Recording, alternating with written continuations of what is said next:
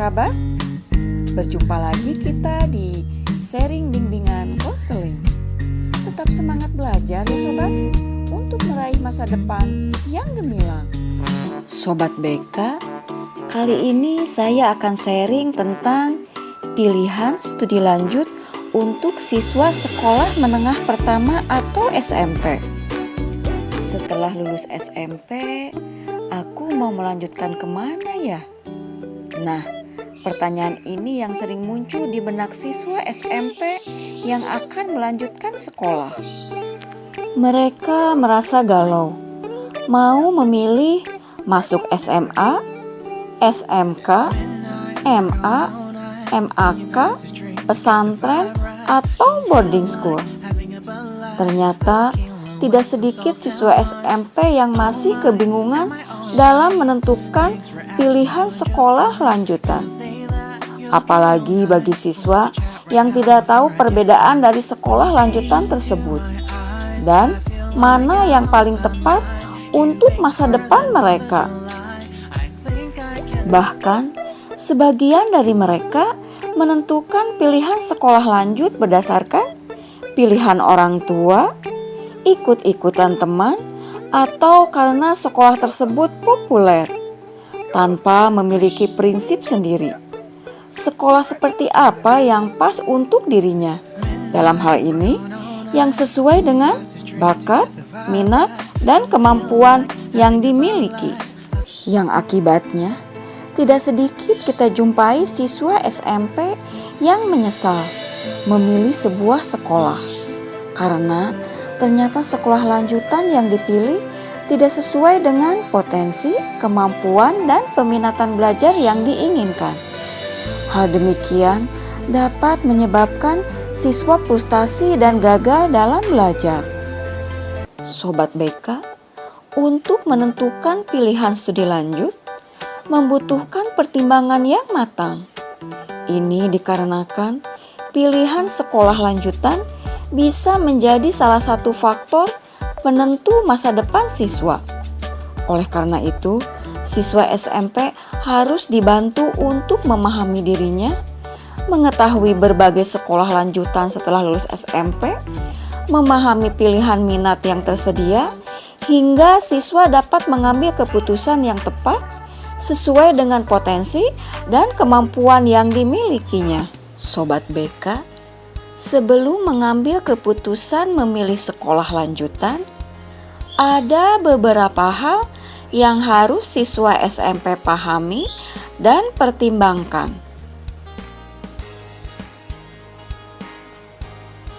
Yang pertama, apa tujuan setelah lulus nanti? Jika siswa memiliki tujuan supaya langsung bekerja setelah lulus sekolah, sebaiknya siswa memilih SMK atau MAK. Tetapi jika siswa berniat untuk melanjutkan pendidikan ke jenjang yang lebih tinggi, sebaiknya siswa memilih SMA, MA, pesantren, atau boarding school. Yang kedua adalah kegiatan apa yang disukai.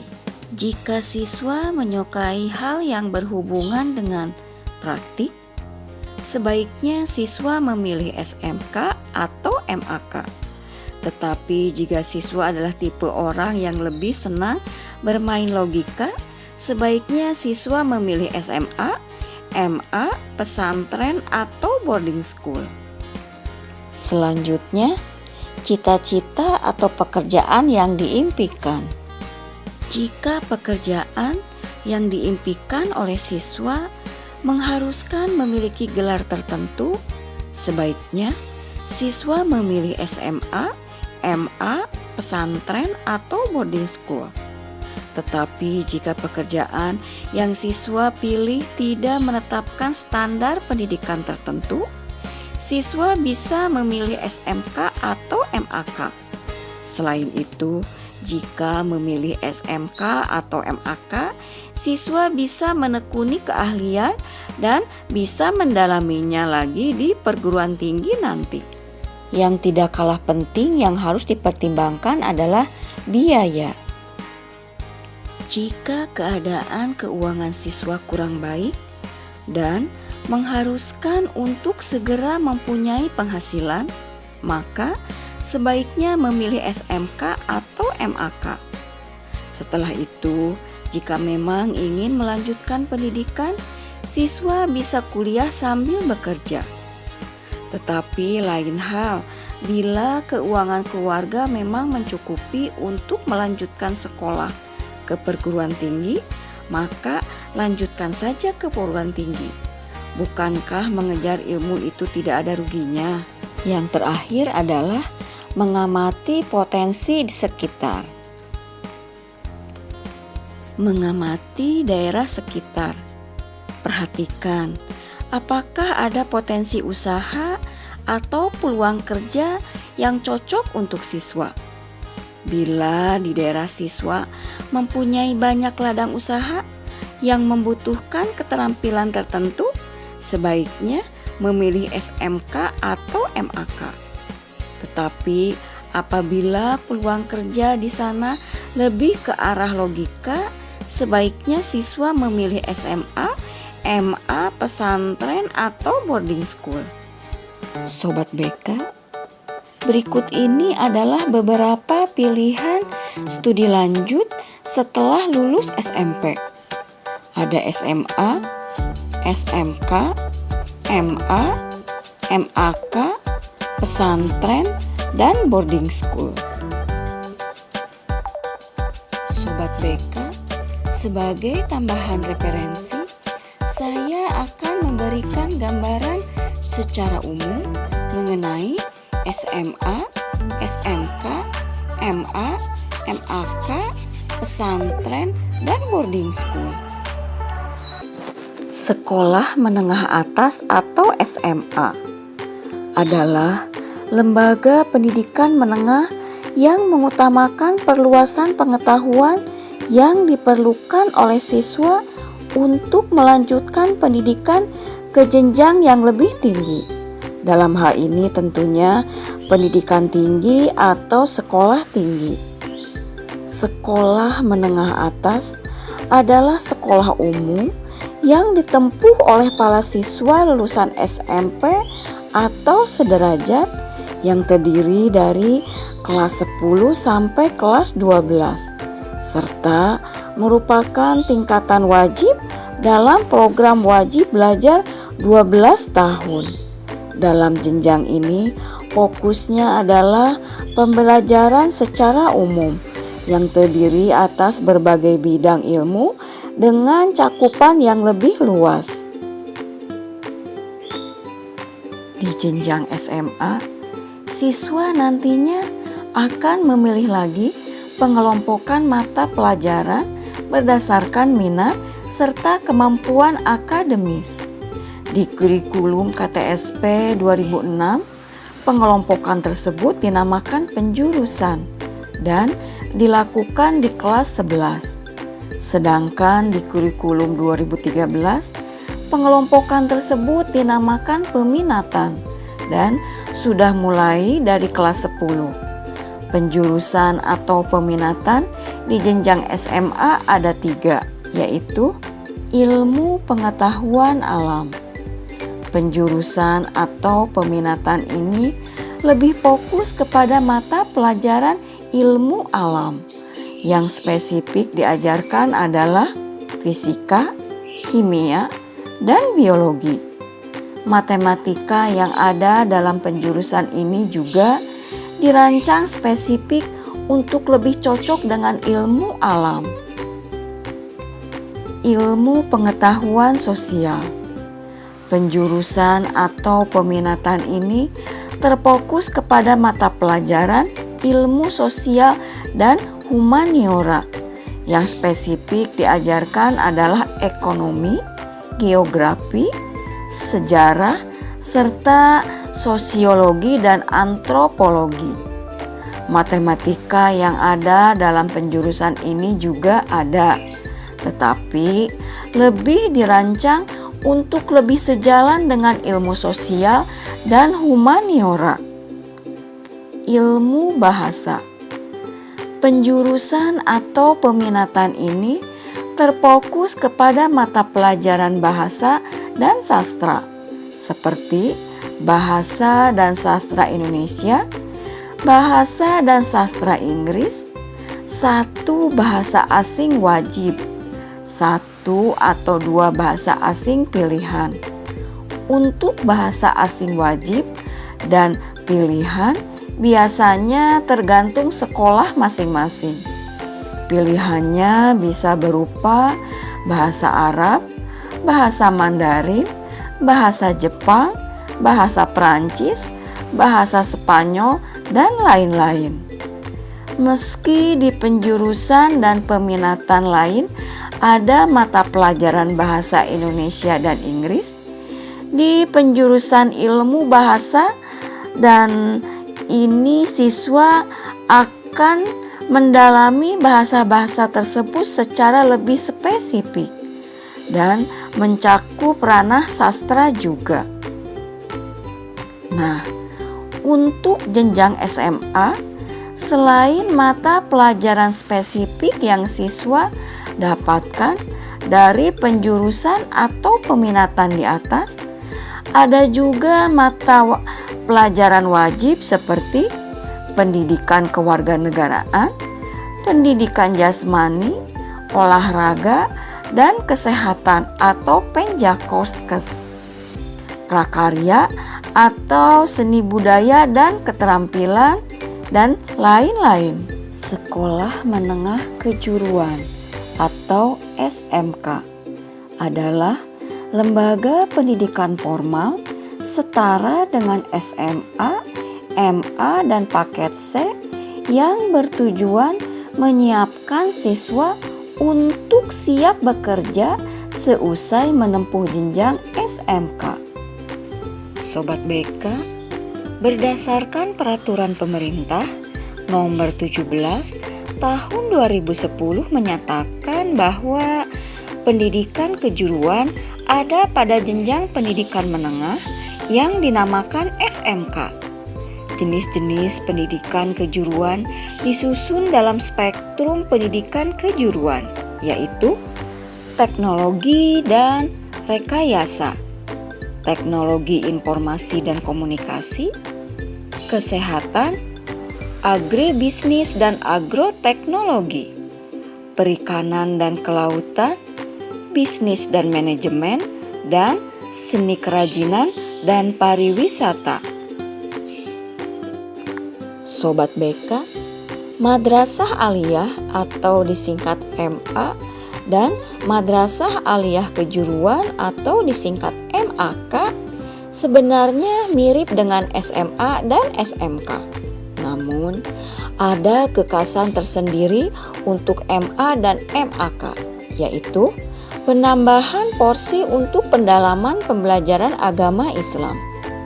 Madrasah Aliyah atau MA dan Madrasah Aliyah Kejuruan atau MAK tergolong lembaga pendidikan agama menengah yang mempersiapkan siswa untuk dapat menjalankan peranan yang menuntut penguasaan pengetahuan tentang ajaran agama dan menjadi ahli ilmu agama. Pengelolaannya dilakukan oleh Kementerian Agama. Jenjang kelas dalam waktu tempuh Madrasah Aliyah dan Madrasah Aliyah Kejuruan sama seperti sekolah menengah atas dan sekolah menengah kejuruan. Sobat BK, siswa Madrasah Aliyah atau MA pada tahun kedua atau kelas 11 memilih salah satu dari 3 jurusan, yaitu jurusan ilmu pengetahuan alam, jurusan ilmu pengetahuan sosial, dan jurusan bahasa dan sastra. Pada akhir tahun ketiga atau kelas 12, siswa Madrasah Aliyah atau MA dan siswa Madrasah Aliyah Kejuruan atau MAK diwajibkan mengikuti ujian nasional. Berikut mata pelajaran yang diajarkan di Madrasah Aliyah atau MA selain mata pelajaran umum, yaitu Al-Quran dan Hadis, Akidah dan Akhlak, Fikih, sejarah kebudayaan Islam, dan bahasa Arab. Sobat BK, pesantren dan boarding school merupakan sebuah lembaga pendidikan yang memberikan fasilitas asrama untuk para siswa atau santrinya. Santri yang belajar di pesantren dan boarding school biasanya berasal dari berbagai daerah. Ada yang berasal dari lingkungan sekitar, ada juga dari berbagai penjuru daerah di dalam maupun di luar negeri. Sobat BK, perlu diketahui antara pesantren dan boarding school memiliki perbedaan. Perbedaan yang paling mendasar adalah bahwa pesantren merupakan tempat untuk membentuk manusia yang berakhlak, di mana santri-santri tersebut bisa belajar tanpa adanya batas waktu. Selain itu, tidak ada pembatasan umur bagi santri yang belajar di pondok pesantren. Sedangkan untuk boarding school merupakan suatu tempat untuk para siswa melakukan semua aktivitas seperti belajar, tinggal, serta aktivitas lain yang mendukung terlaksananya pendidikan dengan batas waktu yang telah ditentukan, sehingga ada persyaratan umur bagi para siswa atau santrinya. Tempat belajar bagi para siswa biasanya mengambil tempat atau jadi satu atau bahkan memodifikasi sekolah formal. Oleh karena itu, boarding school disebut juga dengan sekolah berasrama. Sobat BK, kurikulum pendidikan pesantren biasanya berdasarkan pada kitab agama seperti Al-Quran, Kitab Kuning, serta kitab-kitab berbahasa Arab. Materi pendidikannya sangat menitik beratkan pada pendidikan agama karena tujuan utamanya untuk membentuk akhlak. Tetapi biasanya diselipkan pelajaran-pelajaran umum pada pendidikan formal. Namun, pesantren juga bisa merancang, membuat, dan menentukan kurikulum sendiri tanpa harus mengikuti standar pendidikan yang ditentukan pemerintah. Untuk kurikulum pendidikan boarding school lebih menitik beratkan pada kurikulum pendidikan formal dengan materi yang umumnya ada pada pendidikan formal pada kurikulum yang dibuat pemerintah. Selain itu, untuk meningkatkan kualitas hasil pendidikan siswanya, boarding school biasanya juga merancang kurikulum pendidikan yang komprehensif holistik, yaitu program pendidikan yang menggabungkan atau mengkombinasikan pendidikan keagamaan, academic development, life skill yaitu soft and hard skill, sampai membangun wawasan global. Sobat BK, pengajar di pesantren merupakan kiai dan ustadz yang memiliki pemahaman tinggi terhadap agama dan kitab suci Al-Quran. Selain itu, para pengajar di pesantren biasanya telah memiliki pengalaman yang sangat banyak dalam menjalani kehidupan. Pengetahuan dan pengalaman tersebut menjadi bahan atau materi yang diajarkan kepada para santri, sehingga santri bisa mendapat contoh langsung dari kehidupan dan pengalaman yang kemungkinan akan mereka hadapi kelak. Para santri dilatih untuk membuat rencana, membuat keputusan, dan bertindak dengan selalu berdasarkan dan berpegang kepada ajaran agama. Sedangkan untuk pengajar di boarding school umumnya ditentukan dengan kualifikasi untuk tenaga pendidikan yang akan mengajar di sekolah berasrama. Biasanya pengajar di boarding school dibedakan sesuai dengan kualifikasi materi pendidikan yang akan diberikan, terutama untuk pengajar yang memberikan materi pendidikan formal. karena bertujuan untuk mendidik siswa-siswinya agar memiliki kecerdasan intelektual, sosial, dan skill yang tinggi. Maka kualifikasi pengajar di boarding school juga dilakukan dengan sangat ketat, sehingga nantinya diperoleh pengajar berkualitas tinggi sesuai dengan kebutuhan dan tujuan pendidikan di boarding school. Sobat BK, untuk pesantren biasanya menerapkan biaya pendidikan atau SPP yang sangat terjangkau. Bahkan bisa dijangkau oleh semua lapisan masyarakat. Tidak jarang pula ada beberapa pesantren yang menggratiskan biaya belajarnya. Biaya pendidikan biasanya mencerminkan fasilitas-fasilitas yang disediakan. Oleh karena itu, dengan biaya pendidikan yang murah, fasilitas-fasilitas yang ada di pesantren biasanya masih sangat sederhana. Untuk biaya pendidikan di boarding school biasanya lebih mahal dari pesantren. Bahkan ada beberapa boarding school menerapkan biaya pendidikan atau SPP yang tergolong tinggi. Oleh karena itu, fasilitas-fasilitas di boarding school sangat lengkap dengan tingkat kenyamanan yang tinggi. Boarding school juga menerapkan sistem keamanan secara total untuk menjaga keamanan siswa-siswinya. Semua kegiatan siswa-siswi yang berkaitan dengan pendidikan bisa diawasi secara menyeluruh. Tata tertib dibuat dan diterapkan untuk seluruh warga di asrama maupun di sekolah dengan sanksi-sanksi bagi yang melanggar. Sobat BK, pendiri pesantren biasanya dilakukan secara perorangan. Bahkan pesantren sering didirikan oleh kiai yang mengajar di pesantren tersebut. Sedangkan untuk pendiri boarding school biasanya dilakukan oleh suatu organisasi atau lembaga, baik berupa yayasan atau lembaga pemerintah atau swasta. Sobat BK, demikianlah sharing kali ini. Informasi pilihan sekolah lanjutan untuk siswa SMP. Semoga bermanfaat dan dapat menambah wawasan.